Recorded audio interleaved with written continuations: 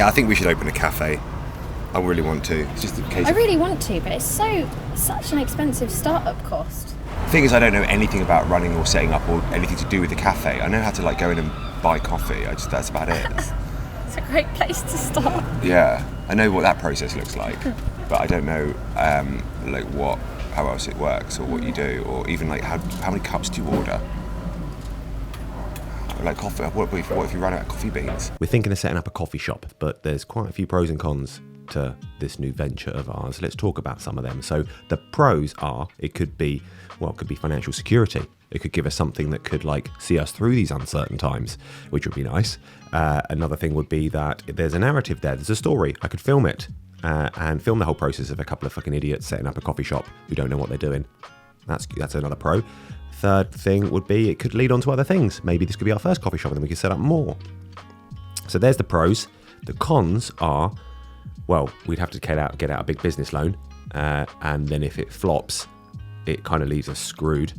And we are about to go into like a huge global recession, and prices of things are going up and up and up, and I'm assuming the coffee is going to keep getting more expensive. So I don't know how many more people are going to be able to afford to treat themselves to a coffee in over the next couple of years. So there's that. Somebody could sneeze, and then Boris Johnson could tell everyone that they can't leave their house for another 2 years. You must stay at home. There's also the fact that there are lots of coffee shops already in Bath, so we'd need a really good USP, unique selling point. I said to Hannah, our USP could be the fact that we just do really shit latte art.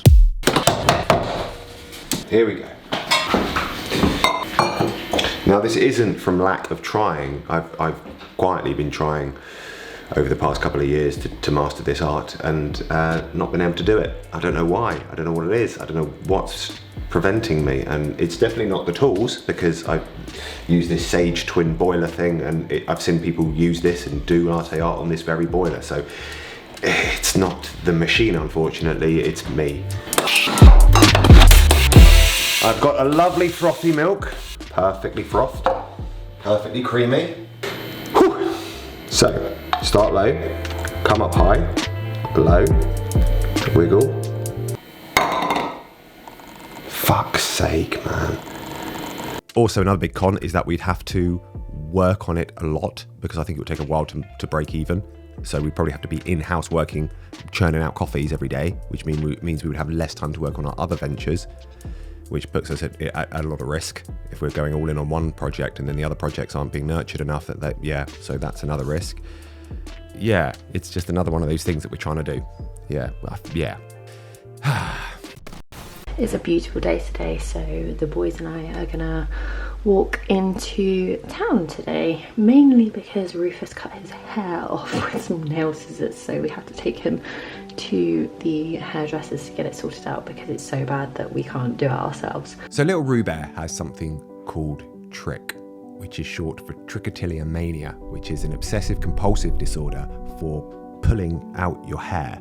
But it's not just pulling your hair out, it's also cutting your hair off. It's basically this desire to not have hair. It's kind of strange. I never even knew it existed until 18 months ago when he started to do it. We noticed a kind of little tiny patch of his hair that missing, and then it got bigger and bigger every day until we noticed basically pretty much pulled it all out. And then we discovered this thing called trichotillomania. Hairdressers is closed, so it's gonna have to be a daddy trim. I don't know if it's rooted in anxiety or whatever it is. It seems to be with Rufus. He does it whenever he's stressed or he's tired. But we tried to keep it really short to mitigate that habitual process of just pulling it out. So we keep it really short, but if it grows long enough that he can't pull it out, he'll just find a pair of scissors and cut it off. It's weird how life just throws these curveballs at you sometimes. Like, I never even knew this was a thing until 18 months ago, and it's like, oh, okay, we're dealing with this now. But the main thing is he's happy and he's healthy. He's like one of the happiest kids in the world. His two favourite things to do in life are just A, try and impress his brother, and B, try to antagonise his brother. But yeah, anyway, we're just going to keep an eye on it. We're not going to make it into a big deal. We're just going to try and keep it quite low key and hope he just sort of stops doing it eventually. You want to see it?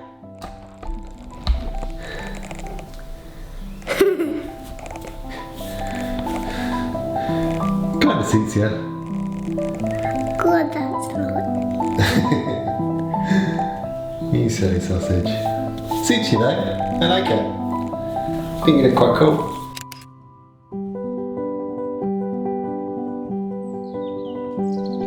Okay, I got a confession to make. I really want to go back to making more regular content on YouTube. Like, I really miss this. I've said it before, but this is like a therapy for me. I need to, the stuff I want to express, and this is the way I do it. And it's breaking my heart that we can't make it as regular, but we're just finding it less and less sustainable. So we've come up with an idea. It's something we've been thinking about for years, and we thought, well, let's just give it a go. So we've set up a Patreon. So you can become a patron for about £3 a month, which is about the price of a coffee, and I will do my best then to create more regular content. I'll create a load of behind the scenes, I'll create loads of early access. There's a couple of big projects that I'm working on, which everyone who's a patron will get early access to as well. I'm giving away all my Lightroom presets. I'll basically, you'll turn into my boss. My patrons will be my boss, and it'll be my job and Hannah's job to keep our bosses happy. What it does is it creates a relationship where it's just, we're working for you, we're working for our patrons. I just feel that might work better. The videos that go up on YouTube will be like the final product videos, so that won't change. But what the patrons will see is all kind of like just more of like raw edits and stuff that a bit like old school stuff. Maybe I'll do more latte art over there. I'll just do kind of bonus content and bonus videos and some of the stuff that's like I'm thinking about and whatever. I'll do my best to make it worth it. Promised. And if we do set up a coffee shop in Bath, maybe I'll give you a few free coffees as well. There you go, sweeten the deal. Okay, yeah, anyway, if you want to do it anyway, if you want to jump on board, then please check out the doobly-doo down below. All the links are down there. Anyway, on with the show. Thanks, guys.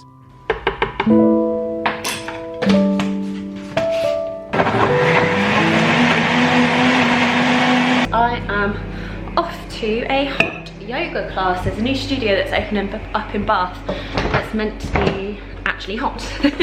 So I'm gonna go try it out. I used to do so much of this in London, so I've got high hopes.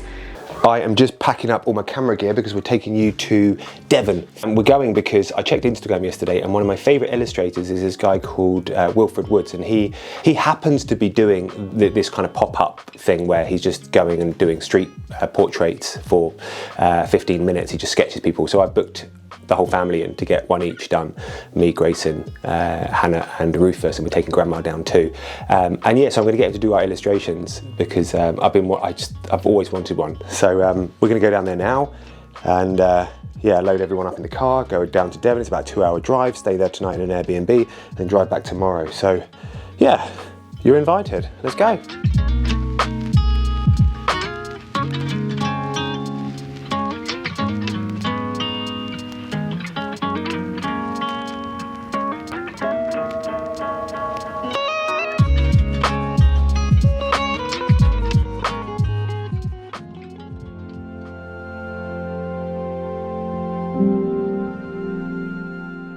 Before we went to get our portraits painted by Wilfrid, Hannah wanted us to stop at a nearby beach because this beach is quite important to her. It's called Meadford Beach, and this is the beach where she scattered her mum's ashes around 12 years ago now.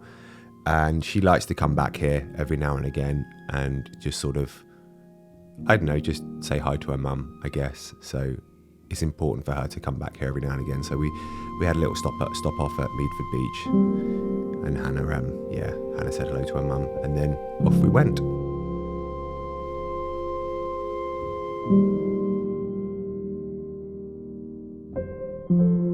We have just come to this super cute little town called Totnes, and this is where the illustrator's going to be.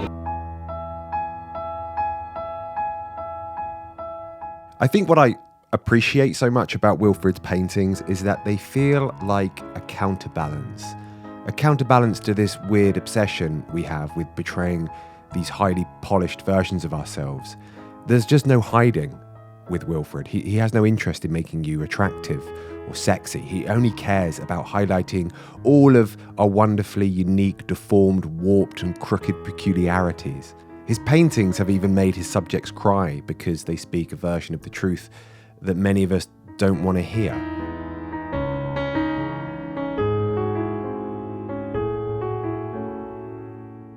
Zadie Smith, an English novelist, put it perfectly. I think the hardest thing for anyone is accepting that other people are as real as you are. Not using them as tools, not using them as examples or the things to make yourself feel better or things to get over or under. Just accepting that they are absolutely as real as you are. I love it so much. so much. You've got it, my darling. You've got it. That's amazing. Thank you so much. Good fun. Is that your son? Oh, yeah.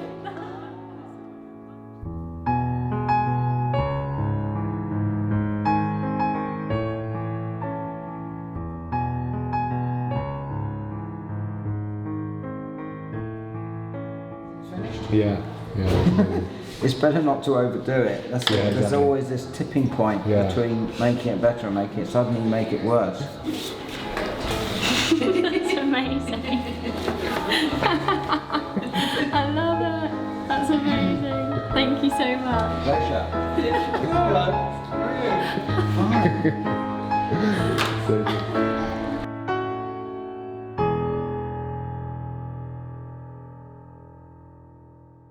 Bless you. You've got colds.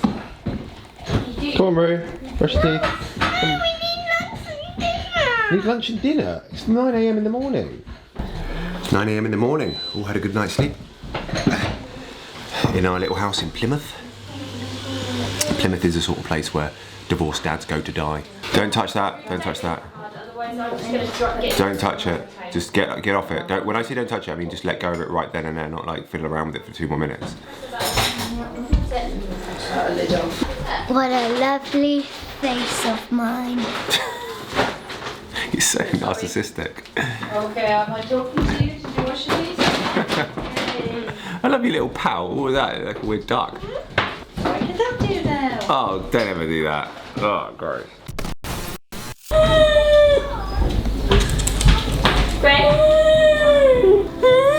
Doggies, you're coming. Come on. George. Good boy. Good girl.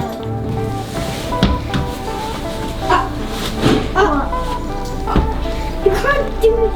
I can. Look. You can't do that in front of the street though. No one saw. Want a bet? Our favourite hotel in Bath is called Number 15 on Poultley Street. It's independently owned by 3 brothers. They actually have 3 boutique hotels in total, one in Bath, one in Brighton, and one in York, which they kindly invited us to for a couple of nights. Luckily, it's dog friendly, so we packed the hounds for the trip. Michalaks, M-I-C-H. Let's see your room. Oh, so cute! And you've got a camera to take pictures of our trip. That's so cool. Don't take pictures of random crap. You've got to take pictures of something cool. Okay.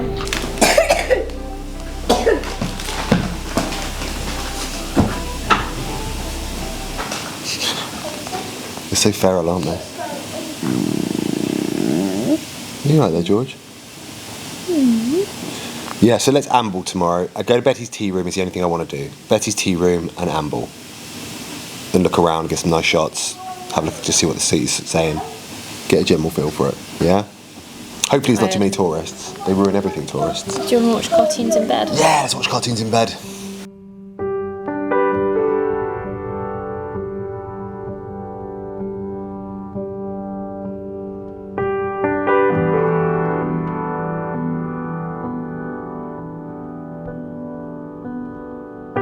I'm not ready to deal with Grayson calling me dad. I can't handle it. I just feel like, I'm not ready for that. Are you ready for mum? I quite like it. I think it's cute. What? Being called mum? Yeah. It's weird how that's such a thing for you. You would have thought that would have been more of a thing for me. You have this thing in your head of like what a dad is. You know what I mean? I'm still identified as being a daddy, which is this kind of like bloke who's just kind of stumbled into fatherhood and he's sort of navigating his way through it. A dad is somebody who's a bit more like, you know what you're doing. Got their shit together, got on top of everything, they know what they're doing. God, I wish I knew. I wish I knew. Adulthood is such a sham. And I keep telling him, please call me daddy, and he's just not doing it. You promise to always call me daddy and never call me dad.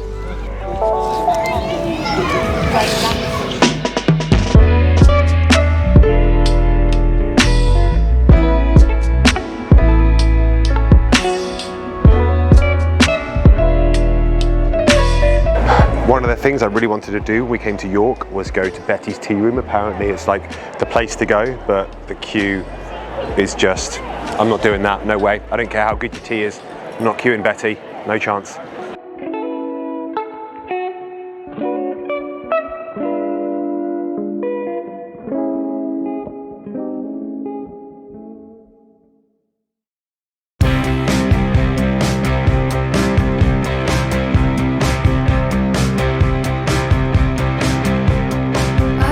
York is beautiful, and that's mostly thanks to the ancient Romans who founded it. But we wanted to get out of the hustle and bustle, so we decided to visit the lavender fields a few miles out of the city centre. Now, the truth is, I always thought of lavender as the sort of stuff that old people put in their pant drawers to mask the smell of impending death. But apparently it's cool now. It's like ketamine for the middle-aged homeowners.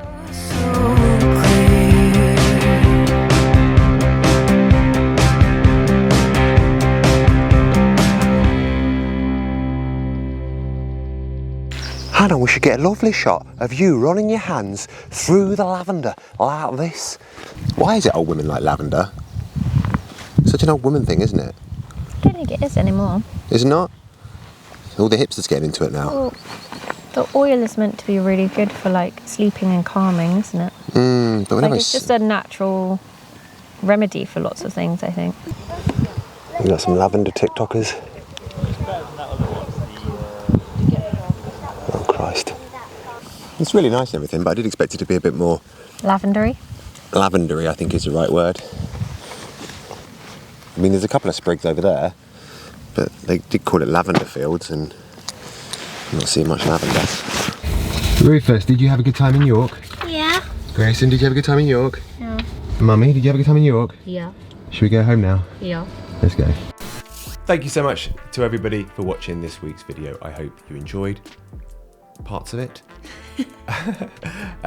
Yeah, if you could be so kind as to consider becoming one of our patrons, that would mean the world to us.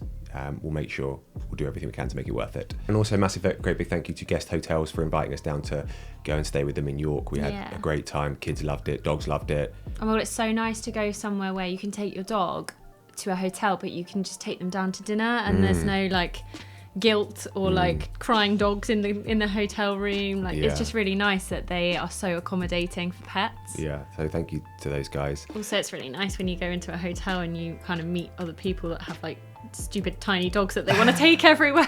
Did you see that big butch guy down there who was like really big, butch and muscly, and he had like one of those, what are they called? Those teeny little It's teacup like a things? teacup chihuahua, but they Teacup had three chihuahua. of them. It looks so funny when you have this big buff guy with like a teacup chihuahua. He's walking isn't it? this thing that's like this big. Yeah. Rufus loved that dog. He went up to it and he was like, "What a tiny head you have!" Yeah, anyway, thank you so much for being here, guys. Thank you so much for all your love and support. We love you loads. Hopefully we'll see you more on the reg. Yeah. Oh. Yeah, I went there. I did it. Yeah, You'll be still down. Next week you'll be sat here with a bucket hat on. What's a bucket hat? You know what a bucket hat? Oh, well, these big round things. Yeah. But don't you think like they just like sort of things that ticket touts That'll be wear? the sitch. That'll be the sitch, won't it? Yeah. Right, love you loads. Tune into our podcast. It will probably go up in the next couple of days. But yeah, much love. See you later. See you soon. Bye.